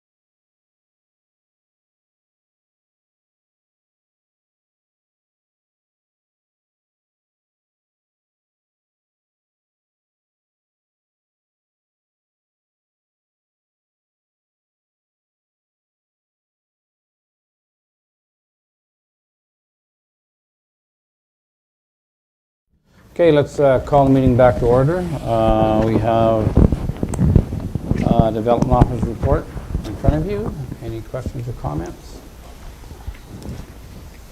I need a motion to... I can do that. Bruce, thank you. Any further discussion? All in favor? Opposed and carried. Okay, one other thing we got is yesterday's discussion on bylaw enforcement officer. So we discussed option 1. So is that still the direction? We need somebody to move it, that the administration look at a 6-month contract for the bylaw enforcement services as needed on a needed be basis. So, I shall do that. okay, thanks, Billy. Any further discussion? All in favor? Opposed, carried. Okay, the other one that came out of MPC yesterday was the economic development remote worker attraction. We want to go into a one-year agreement and support for. That's U.S. money. Yep. Wow. Yeah. So Tyson did the conversion this morning, and it'll be $6,127.48 Canadian. Wow. Yep. Okay, is that still a wish of the group? I'll make the motion. Okay, thanks, Mike. Any further discussion? Well, I just want to say a few things prior to this. I totally am against this. I think, I don't know if anybody had a look at the stats, but in the middle of July, the province released occupational number, and by 2030, we're going to have over 45,000 people shortfall in the employment sectors, in every one of them, mechanical, restaurants. I don't believe this guy come with his proposal, and he said that people are leaving the urban areas for the rural areas. And there is some truth in that, but if you look at the stats, the people that are leaving are the seniors. And they're selling their houses for bigger money, moving to the rural areas. And they definitely aren't going to add to our employment figures. So as far as going ahead with this, I don't see any value in it. Okay. Any other comments? Okay, all in favor? Opposed?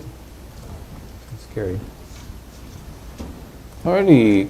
Billy, I have a question for you. You made a motion to give the Indigenous $2,500. I'm wondering what you did with that money or where it went to, because well, I think we that's don't seem obvious. to have any record of where it was spent. Are we still holding that money because they never put the events on that they said? Where did the money go to? And that's a very good question. And as far as this motion, it's no further ahead. It's going to go into his pocket. It's going to leave the country. It's going to leave our country. It's going to Costa Rica or wherever it goes. What are you going to get out of it? So I don't have to answer your question if you can't answer mine. But every 6 to 8 weeks, he's supposed to put out a newsletter that I hope showcases Wainwright a little bit. I don't know where he's going to get all his research from. I hope he'd use the videos that they already have with the town. So I was disappointed to hear that the town didn't want to work with him. But I hope we can use some content already. But I don't know. Can you answer the question, Bill? Where did the money go? But the money is went, but Have the we check's still been, got the check? no, it's went. To who? To the Smudge Society. Smudge. Wainwright Smudge Society. That's who they're representing. That's who the check was made out to. Wainwright what? Wing Smudge, that's Yeah. it. And their events weren't held, Oscar? You know that? I don't know. I never went to, so. I thought that we designated that for, it wasn't the flagpole, but it was for something specific. It was to get, they were going to use it towards building something. Yeah, Either the flagpole or the teepee. right. No, it wasn't a flagpole, because the town picked up the flagpole. Ours was for the Indigenous dancing that they were going to bring down. I don't think it was specified. No, I think it was just a You should general listen to the tape, fund. that's what she said. Well, the money has been paid out to them. That's good. Okay, well, I was just wondering, we're giving this money away and we're not seeing nothing where it's being spent or anything. Well, you just were in favor of a motion doing exactly the same thing. I don't know if that's fair, Bill, because we are going to meet with him quarterly, and he will have analytics He'll and have stats. Somebody moved into Wainwright because of what he's doing? No, but he Rather will than- have who's seen it and what demographics it's reached, and Well, I mean, and I respect that you disagree with it, Billy, I understand that, but I think from my perspective is there's competition between everybody, and if you're not out there promoting yourself, they're not gonna know you're here. And I think, and everybody is moving to that social media to watch, and I think that's where I see the benefit coming to us, is the social media aspect is gonna put us out there all across, not only across Alberta, but across Canada, any place that looks at that. That's where I see the benefit of this. I don't think any individual in the workforce right now is going to move from an urban area to a rural area. I mean, the cost of transportation and moving, and if they're married, you have to find employment for the spouse. And I mean, that's what we're doing right now with the doctor. Even when we get a doctor in town, we have to find employment for the spouse. This guy's not finding, he's just putting the information out Yeah, there. that's right. For people to a look at. huge amount of money in my mind, and he's doing every little community along the way, and why wouldn't he? It's money in his pocket. That's just the way I look at it. But Well, that's fine. Yeah. I'm just answering Oscar's question. I kind of disagree. I will ask you in 2 months from now where the money is, or how we benefit from this same thing. I've just had 2 new people from Edmonton move into my area because they could find better employment here. And they're living on acreages out by me.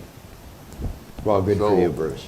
Yeah, I'm just saying. My 2 new people are from BC. Yeah, they're moving from British Columbia. Really, before this guy's even got the information out there. But maybe we could bring more if we had more information. Yeah, maybe you could. So I guess I'd have a question for you, Bill. How do you want to stay competitive with the communities that are promoting themselves then?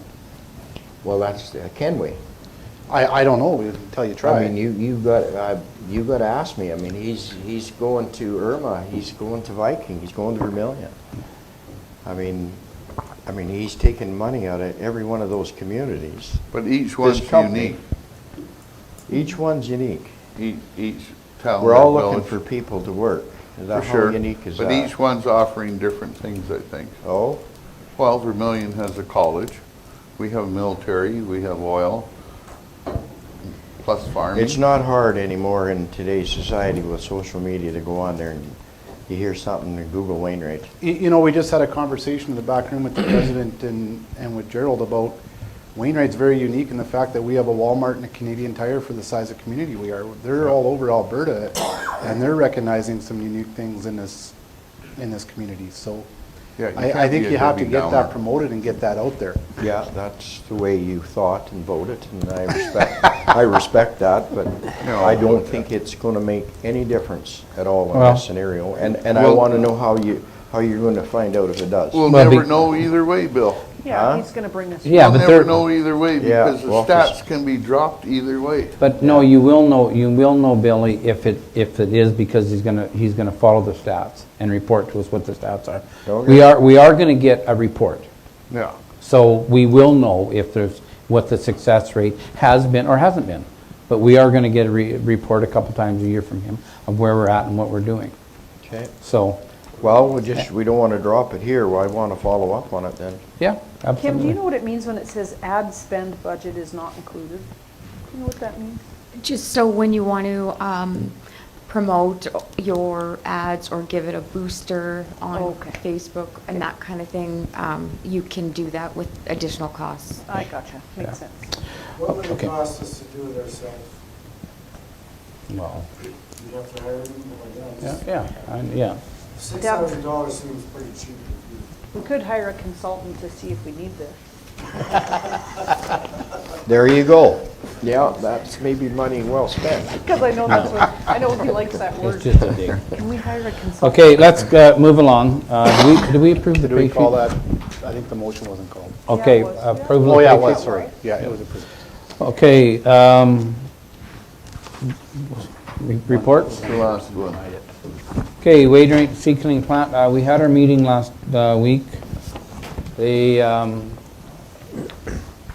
were way down in bushels when they finished, 174,000 bushels, and they're usually at about 240, but they were down for 3 months, so.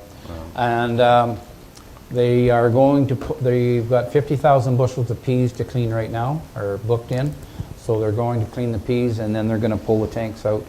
And Put the new scales in. Yeah, but they don't want to lose that peak. I see the scales sitting there. Yeah, they don't want to lose that 50,000 of cleaning. So they're getting a lot better start this year than they had last year. And Good. they got the 2 employees, and they seem to be working out well. And they, of course, got the letter today thanking them for the funding that the MD gave them. So,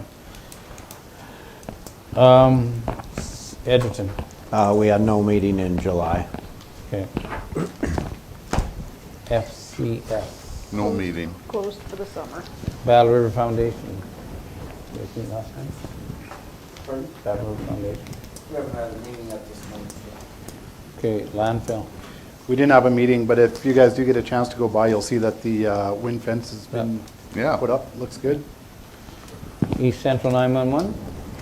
No meeting. Foundation. Bill? No meeting. Northern Lights. Geez, slow month. Economic Development. Not since the last one, like from Yeah. the last report last month. Okay, well, I guess I need a motion to... For pay sheets?